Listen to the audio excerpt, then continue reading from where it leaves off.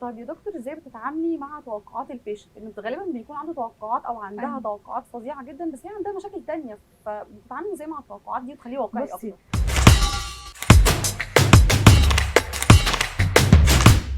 آه، لو التوقعات دي هي في الاول وفي الاخر مش على البيشنت على قد ما عليا، انا المسؤوله.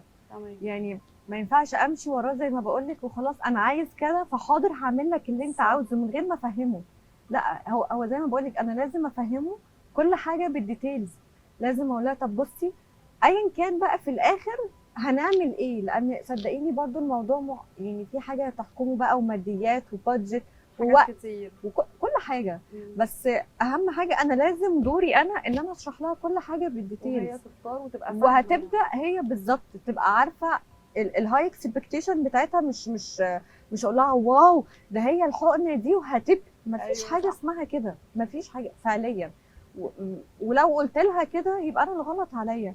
انا لازم اعرفها ان وما فيش حاجه اسمها هاو ميني سيشن. ده انا كنت لسه هكلمك فيه في موضوع السكين بوسترز، موضوع بقى واو من جلسه واحده والكلام ده. بس قولي لي بقى هو ايه السكين بوستر؟ يعني عشان الموضوع برضو بقى فيه هوس شويه. ايه هو هقول لك السكين بوستر؟ وهل فعلا موضوع عدد الجلسات ده إيه الحوار؟ يعني هل لازم جلسه واحده ولا لا جلسات كتير؟ بصي، قبل ما اقول لك هو ايه وجلسه وما جلسه وكم جلسه، انا السؤال ده جدا اي كلاينت بتخش تقول لي هاو ميني سيشن انا هحتاجها. اه، السؤال المعتاد لكل الانواع اي اصلا. حاجه من قبل ما نبتدي اي حاجه، هحتاج كام جلسه.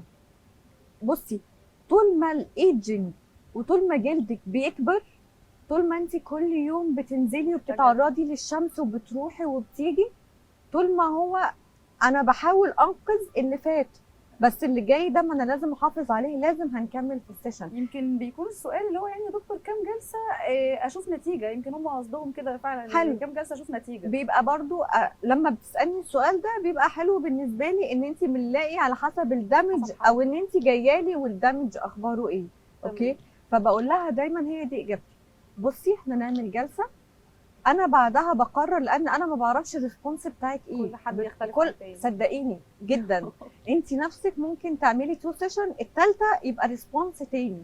صح. بس على الاقل بتديني يعني انديكيشن كده خلفيه هنروح بالظبط. فين. ايوه بالظبط، بتقولي لي هحتاج قد ايه، طيب ايه هعمل بقى ايه. السكين بوستر يا دكتور؟ بس احنا اتكلمنا على ان الحاجه اللي بتضرنا خالص، اللي هو اكتر حاجه احنا بتكلم كده في الطبقه الخارجيه خالص، ايوه. الابيديرمال. احنا لسه ما نزلناش حتى على الكولاجين والالاستين وكل الكلام ده. بكلمك على الانتاكت بارير، على اللي هو حاجز البشره الحاجز البشره الكويس. القوي. تمام. اوكي. قلت لك ان ده برضو من كتر ما الكراتينيزيشن الخلايا بتبعد، فبالتالي بتيجي بالدراينس وبتتبخر الدنيا معايا بسرعه. صح. السكين بوستر ده عباره عن هيالورونيك اسيد، هو نفسه بتاع الفيلر بس معمول او بيتعالج بطريقه معينه، بيبقى نون كروس لينكد، بيبقى ميه. ايوه. اوكي. بلس ايا كان الشركه بقى، بصي في مليون سكين بوستر موجود في السوق، كلهم نفس الفكره، بيختلف التركيز بتاع الهيالورونيك اسيد. اوكي. بلس الحاجات التانية، تلاقي حد حاطط مثلا كالسيوم، كالسيوم ده يشد ويعمل اكتر. تلاقي حد حد حاطط مثلا ماده بروتين. جلوتاثيون، ده تمام، بيفتح تفتيح. اكتر. انا اهم حاجه عندي الليفل اللي انا بحقن فيه السكين بوستر، انا بحقنه في الليفل ده، في البارير ده، في الابيديرمال بارير، انا بحقن الحقنه دي. فبالتالي انت متخيله يعني ايه حد عطشان قوي وخد بالظبط، الناس مش فاهمه ان هي البشره بتبقى بتحتاج حقنه، ميه هي بتبقى حقنه وفيلر. ميه. بالظبط. اوكي. طب وده يعالج المشكله كنا بنتكلم فيها، مشكله الجفاف الفجأة او الحساسيه اللي جت يعالجوا، فجأة؟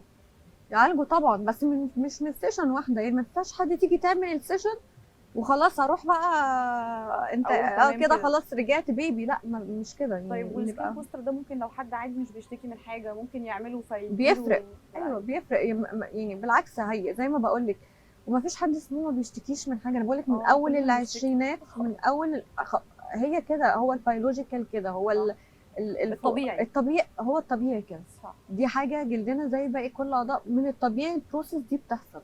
فمن اول العشرينات، لا يعني من اول العشرينات انت بتفقدي، من اول العشرينات انت البارير ده بيبقى انتكت، بيبقى غير صحي، بيبقى الحاجات داخله فيه ومش عارف يحافظ كل طب الكلام من ده. سن كام يا دكتور مثلا؟ عشان مثلا احنا دلوقتي ممكن نبقى بعمل هوم كير او سكين كير وعندي الكريمز بتاعتي، ولكن محتاجه اعمل السكين بوستر ده تقريبا مثلا من امتى؟